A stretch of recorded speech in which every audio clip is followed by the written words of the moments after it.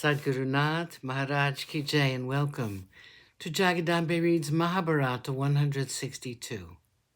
As you may remember, the Pandavas went on a yatra. They saw the rivers along the west coast of Bharatavarsha. Finally, they came to Prabhasa. Balarama and Krishna received them with great excitement. The Pandavas spent several days with the Vrishnis, talking about the many incidents that had taken place since they last met. Balarama and Krishna were happy to hear about Arjuna and his happy stay with Indra. It was very hard for Krishna to be without Arjuna. He missed him. All the Vrishnis sat around the Pandavas and talked about the unfortunate happenings of the past few years. Balarama spoke in impassioned terms. He said, Krishna, I do not like this at all. Here's Yudhishthira, the prince of the house of Kurus, and we see him with his hair matted and his form dressed in tree bark and deerskin. Here's Draupadi, unrivaled in beauty, and her form too is now covered with this dreadful tree bark. Can you bear to see this? How is it that you are doing nothing about it?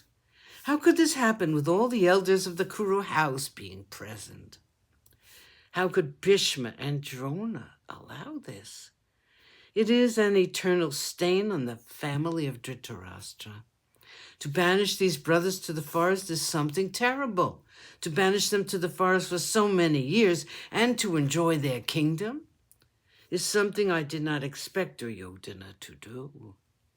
Krishna, I think it is but right that we should march on them and teach them a lesson. Looking at these twins, Sahadev and Nakula, my blood boils with anger.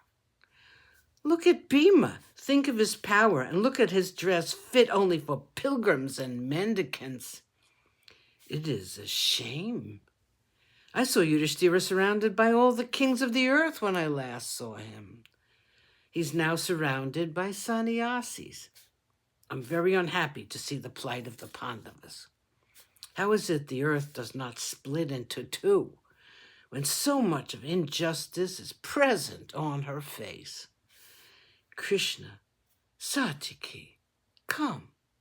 Let us go and fight with the Kauravas and restore their kingdom to the Pandavas. Satyaki said, my lord, the time is not ripe yet. Yudhishthira himself is very particular about the 13 years should pass before the war begins. We all know Duryodhana will not return the kingdom to the Pandavas. There is to be a war. It is going to be a terrible war. We will all fight. Who can withstand the combination of the Vrishnis and the Pandavas? Let us wait till Yudhishthira gives us permission. Krishna said, brother, Satyaki is right. Yudhishthira is advising patience, not because he is not powerful enough to fight, but because he wants to keep his word.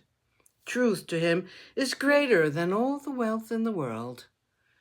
Let us respect his wishes.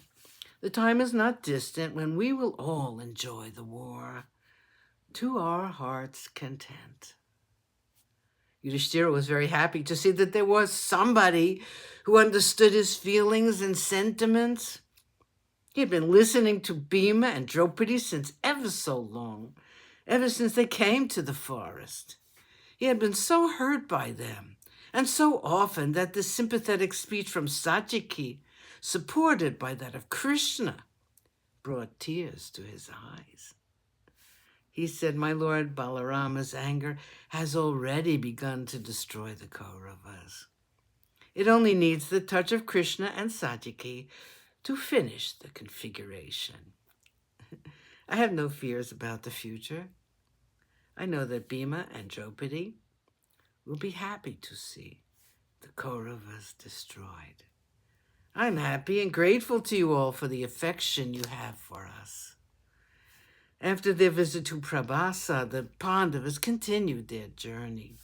They proceeded northwards and reached the banks of the river Saraswati. Sadhguru Nath Maharaj Ki Jai. Thank you for coming. I hope you come again.